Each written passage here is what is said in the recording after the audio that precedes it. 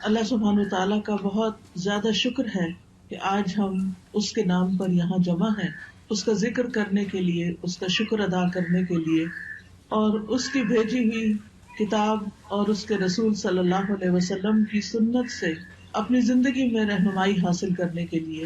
آج کی ہماری گفتگو کا عنوان ہے کہ غموں سے نجات کیسے پائی جائے۔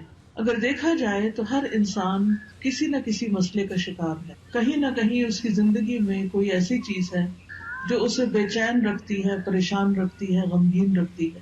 اس میں ہوتا یہ ہے کہ انسان پھر اپنی صلاحیتوں، قوتوں، طاقتوں سے جو اللہ تعالیٰ نے اس کو دی ہیں، ان سے وہ بھرپور فائدہ نہیں اٹھا سکتا۔ تو سب سے پہلی بات تو یہ ہے کہ سوال یہ پیدا ہوتا ہے کہ یہ غم آتے کیوں ہیں، غم محسوس کیوں کرتا ہے انسان، یہ پریشانیاں، یہ مشکلات، یہ تکالیف ہماری زندگی میں کیوں ہیں۔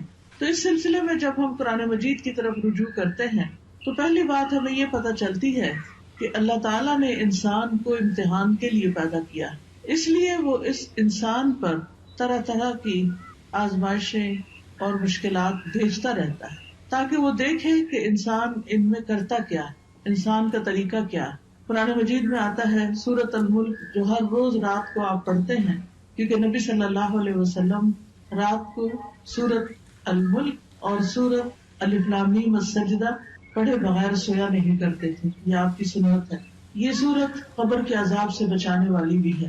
اس سورت کے شروع میں اللہ تعالیٰ فرماتے ہیں تبارک الذی بیدہ الملک وہو علی کل شیء قدیر الذی خلق الموت والحیاۃ لیبلوکم ایکم احسن عملا وہو العزیز الغفور۔ بہت بابرکت ہے وہ ذات جس کے ہاتھ میں کائنات کی بادشاہت ہے اور وہ ہر چیز پر قادر ہے۔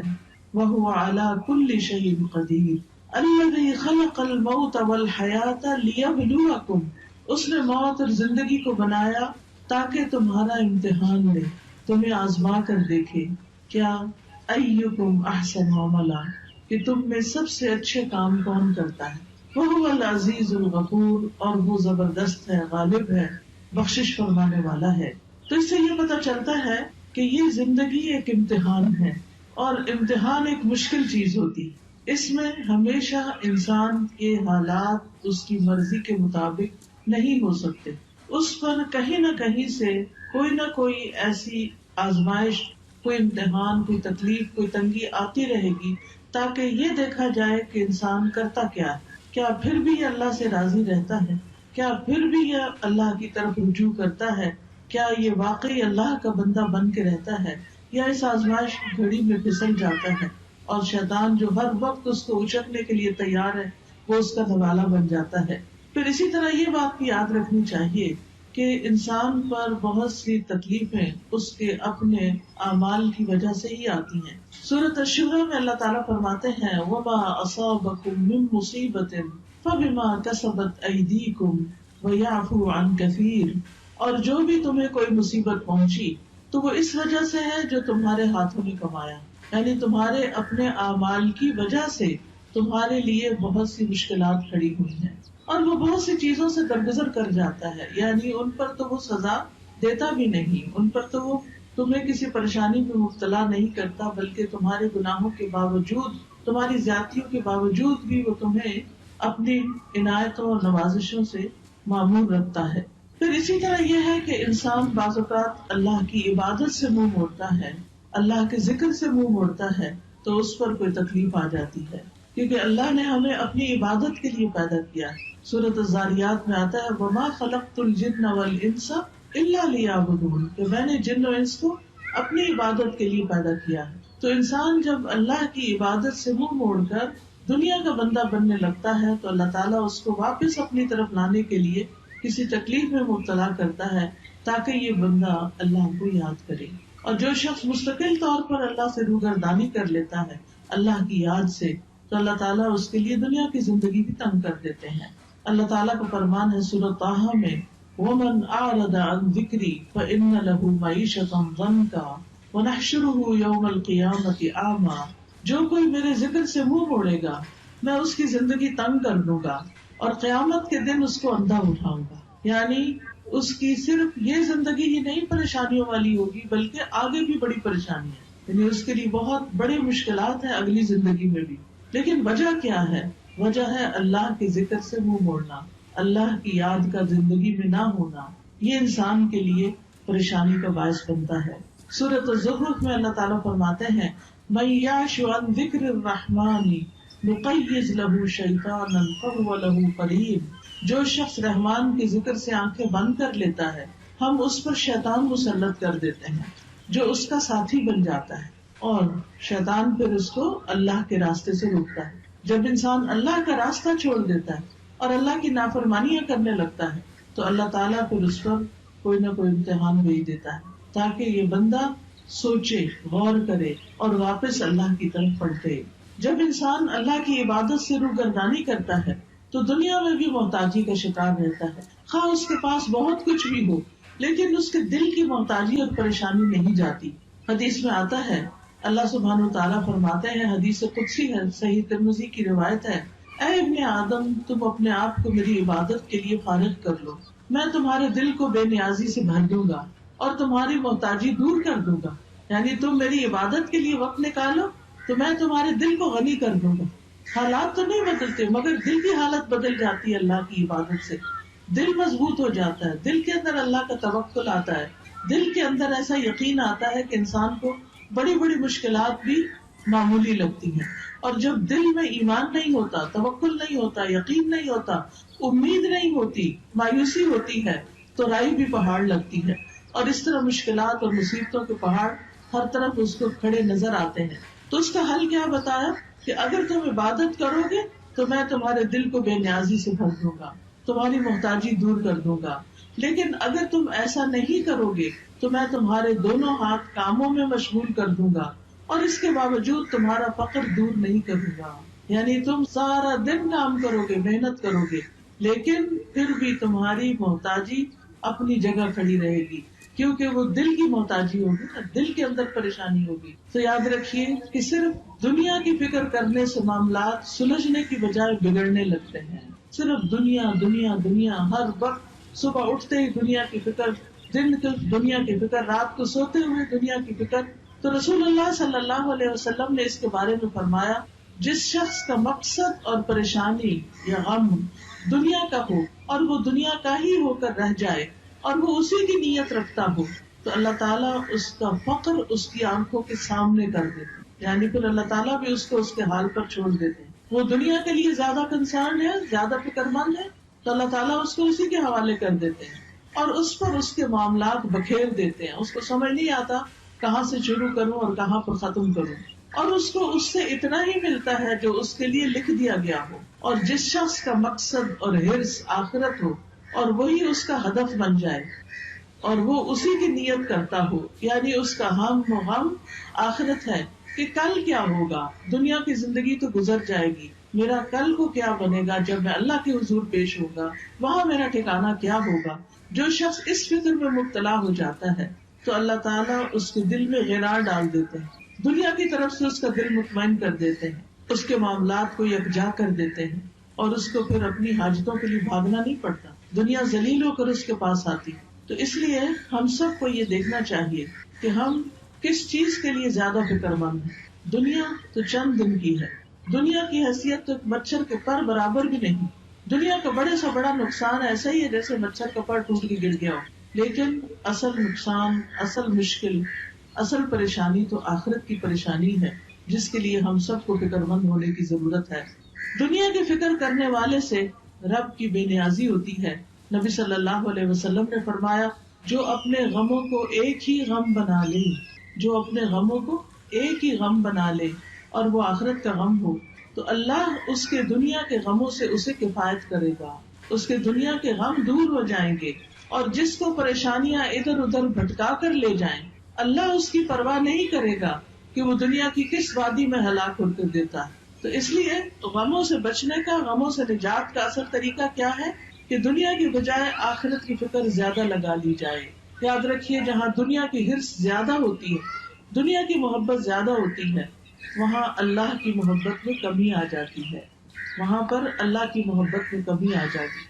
نبی صلی اللہ علیہ وسلم نے فرمایا قیامت قریب آ چکی ہے، لیکن لوگوں میں دنیا کی ہی ہرس بڑھے گی، یعنی جتنی جتنی قیامت قریب آ رہی ہے اتنی اتنی دنیا پھیلتی جا رہی ہے ان کے سامنے، اور اس کی محبت اور اس کے پیچھے بھاگنا اور زیادہ بڑھتا جا رہا ہے، اور اللہ سے دوری میں ہی اضافہ ہوگا۔ پھر اسی طرح ہم دیکھتے ہیں کہ جب ہم دنیا کو زیادہ امپورٹینس دیتے ہیں تو دنیا کا چھوٹا سا نقصان بھی انسان سے برداشت نہیں ہوتا، لیکن جب انسان یہ سمجھتا ہے کہ کوئی بات نہیں، یہ چیز چلی گئی تو ہم بھی تو اللہ کی طرف جانے والے ہیں، جیسا کہ سورۃ البقرہ میں آتا ہے وَلَنَبْلُوَنَّكُمْ بِشَيْءٍ مِّنَ الْخَوْفِ وَالْجُوعِ وَنَقْصٍ مِّنَ الْأَمْوَالِ وَالْأَنفُسِ وَالثَّمَرَاتِ وَبَشِّرِ الصَّابِرِينَ الذين إذا أصابتهم مصيبة قالوا إنا لله وإنا إليه راجعون أولئك عليهم صلوات من ربهم ورحمة وأولئك هم المهتدون۔ کہ اللہ سبحانہ وتعالیٰ کی طرف سے آزمائش تو ہوگی، امتحان تو ہوگا، لیکن ایسے موقع پر جو یہ کہے انا للہ وانا الیہ راجعون، کہ بے شک ہم اللہ کے لیے ہیں اور اسی کی طرف لوٹ کر جانے والے ہیں، تو ایسے لوگوں پر اللہ کی رحمت اور نوازشیں ہوتی، اللہ کی رحمت ہوتی، اور ایسے لوگ ہدایت پانے والے ہوتے۔ تو بات یہ ہے کہ تکلیفیں تو آئیں گی، یہ تو اللہ تعالیٰ نے خود ہی فرما دی کہ ہم ضرور آزمائش کریں گے، ضرور امتحان لیں گے، خوف سے، بھوک سے، جان مال پھلوں کی کمی سے، لیکن خوشخبری ہے صبر کرنے والوں کو، یعنی جب ان کی زندگی میں کوئی چیز کم ہوتی، مثلاً کوئی بچہ فوت ہو گیا، بہن بھائیوں میں سے کوئی چلا گیا، کاروبار چلا گیا، کوئی کاروبار کو نقصان ہو گیا، جاب چلی گئی، کوئی اور حادثہ ہو گیا کہ جس سے بڑا نقصان ہو گیا، تو اب یہ سب چیزیں تو زندگی میں روز کا معمول ہے، کبھی کوئی چیز پیش آتی ہے، کبھی کوئی چیز پیش آتی ہے۔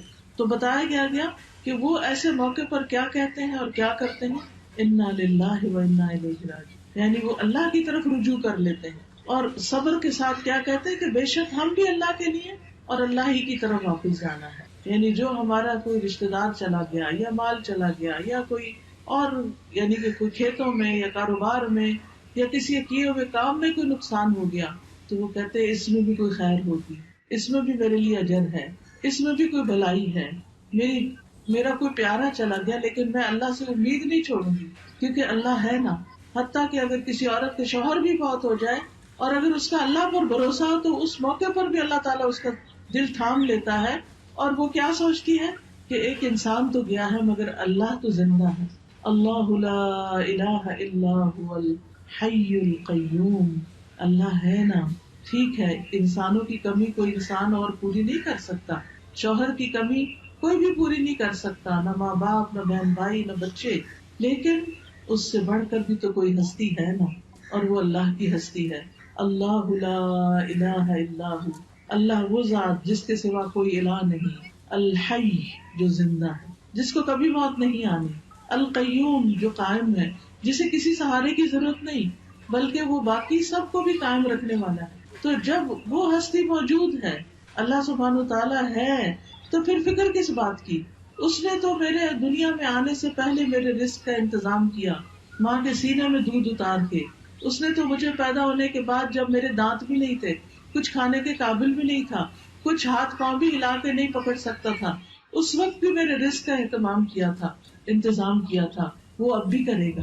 تو ایسا شخص اس شدید غم کے موقع پر بھی سکون میں ہوتا ہے کہ اللہ ہے نا، وہ کہیں سے بندوبست کرے گا نا، وہ کوئی ذریعہ بنا دے گا نا، کیونکہ اصل الرزاق تو وہی ہے، انسان تو صرف سبب ہے، وسیلہ ہے۔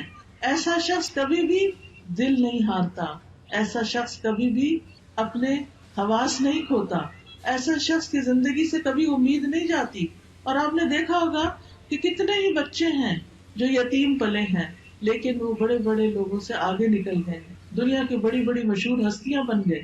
باپ کی کمی سے ان کی زندگی میں سب کچھ ختم نہیں ہو گیا، اللہ نے دوسرے ذرائع سے ان کی مدد کی، کیونکہ اصل اسباب تو اللہ کے ہاتھ میں ہے اور تمام چیزیں وہی پوری کرنے والا ہے۔ یاد رکھیے، اللہ کے پاس ہر مسئلے کا حل ہے، وہ ہر چیز پر قدرت رکھتا ہے، لہذا رنج اور غم سے، مشقت اور پریشانی سے نجات پانے کے لیے سب سے پہلا کرنے کا کام کیا ہے؟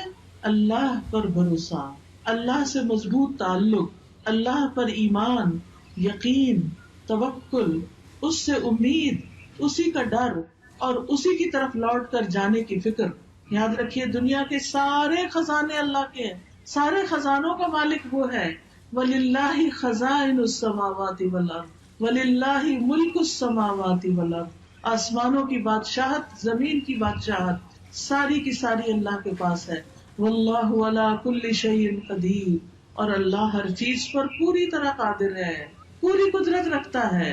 لہذا کیا یقین رکھنا ہے کہ سارے خزانے تو اس کے پاس ہیں، مجھے اس سے مانگنے ہیں. لہذا انسان سب انسانوں سے نظر ہٹا کے اللہ سبحانہ وتعالیٰ کی طرف امید رکھتا ہے، اس سے مانگتا ہے. یا اللہ تو میرا رازق ہے، تو پتھر کے اندر ایک کیڑے کو بھی رزق پہنچاتا ہے، تو کیا مجھے نہیں رزق دے سکتا؟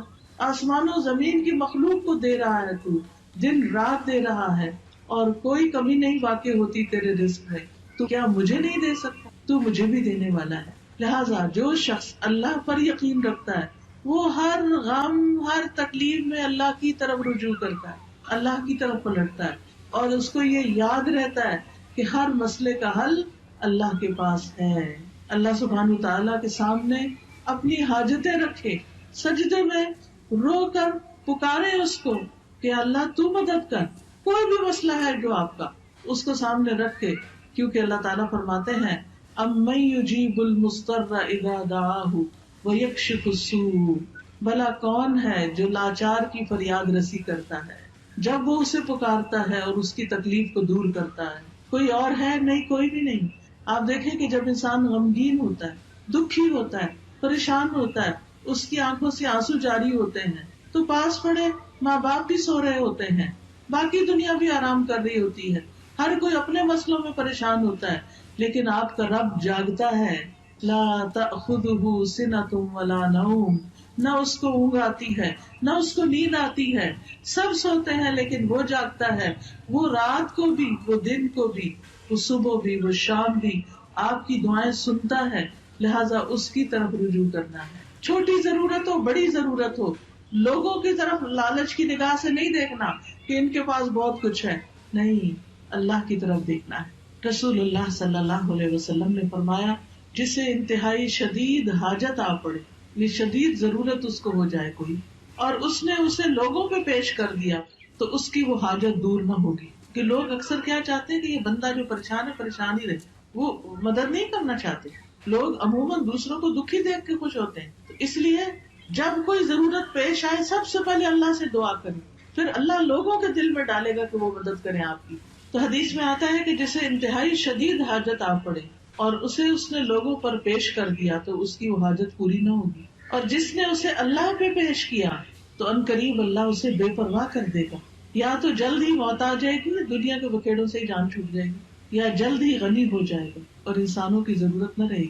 آپ کو خوف آتا ہے کہ پتہ نہیں کیا ہوگا، پتہ نہیں بڑھاپے میں کون ہمیں دیکھے گا، ہمارے لیے روزی کا انتظام کیا ہوگا، ہماری ضروریات پوری کہاں سے ہوں گی. تو فوراً کہا کرے اللہ تو میرا رب ہے نا، تو ہی میرے سارے انتظام کرے گا، مجھے انسانوں سے نہیں، تجھ سے توقع ہے. انسانوں کے ہاتھ خالی ہیں، ہمارے ہاتھ میں تو تھوڑی دیر کوئی چیز ہو تو ہمارا دل کہتا ہے رکھ دیں. ایسے ہی ہوتا ہے نا، ہم اپنے ہاتھ بھر کے رکھ بھی نہیں سکتے، مٹھی میں کوئی چیز ہو چھوٹی سی بھی تو تنگ آ جاتے ہیں، وہ کہتے ہیں یہ کہیں رکھ دے. ہمارے ہاتھ خالی ہیں، خالی آئے تھے، خالی رکھنا پسند کرتے ہیں اور خالی جائیں گے. بھرے ہوئے ہاتھ تو اللہ کے ہیں، ان سے کیوں مانگتے ہیں جو خالی ہاتھ؟ ان سے کیوں توقع ہے جن کے پاس کچھ نہیں؟ اس سے کیوں نہیں توقع رکھتے جس کے پاس سب کچھ ہے؟ مانگ کے تو دیکھیں، پھر کس طرح ضروریات پوری ہوتی ہیں. آپ دیکھیں قبر میں سب سے پہلا سوال کیا ہوگا؟ من ربو کا، تیرا رب کون ہے؟ اور رب کون ہوتا ہے؟ جو پیدا بھی کرتا ہے، جو رزق بھی دیتا ہے، جو ساری ضروریات پوری کرتا ہے.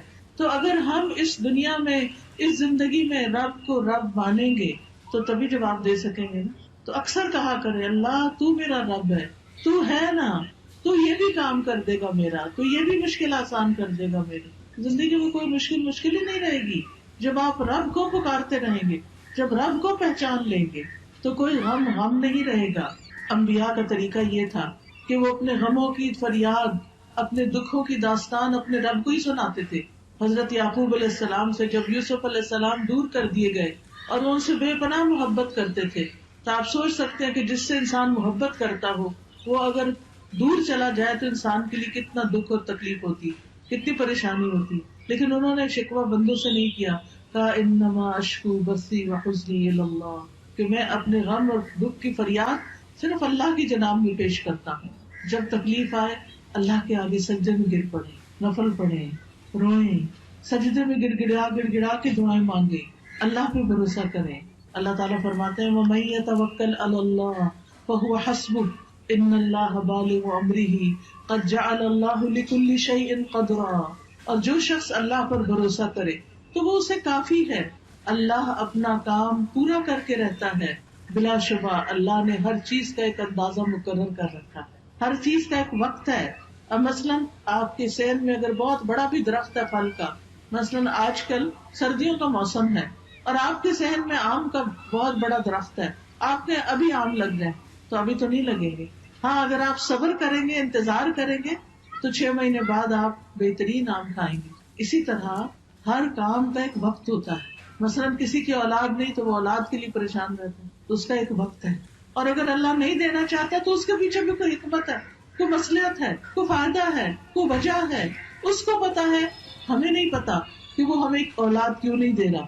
پھر اگر اولاد ہے اور اس کا کوئی غم ہے یا تکلیف ہے، اس کی وجہ سے ہم دکھی ہیں، تو اس پر بھی اللہ پہ بھروسہ کریں کہ یہ وقت بھی گزر جائے گا، اس کی کوئی وجہ ہے۔ آپ دیکھیے کہ جو ایک کچا برتن ہوتا ہے اور ایک پکا برتن ہوتا ہے، پکا برتن صرف وہ ہوتا ہے جسے آگ میں تپایا جائے۔ اللہ بندے کا ایمان بھی مضبوط کرنے کے لیے بعض اوقات اس کو مشکلات کی بھٹی میں تپاتا ہے، پکاتا ہے، پکا ہو جائے بندہ، استقامت آ جائے اس میں، وہ اللہ کا بندہ بن جائے، وہ سب سے مایوس ہو کر وہ اللہ ہی سے امید رکھے۔ تو اس لیے ایسے موقع پر انسان کو پریشان نہیں ہونا چاہیے، اللہ کی طرف رجوع کرنا چاہیے۔ اور یہ بھی یاد رکھیے جیسے قرآن مجید میں آتا ہے وَلَئِن سَأَلْتَهُم مَّنْ خَلَقَ السَّمَاوَاتِ وَالْأَرْضَ لَيَقُولُنَّ اللَّهُ قُلْ أَفَرَأَيْتُم مَّا تَدْعُونَ مِن دُونِ اللَّهِ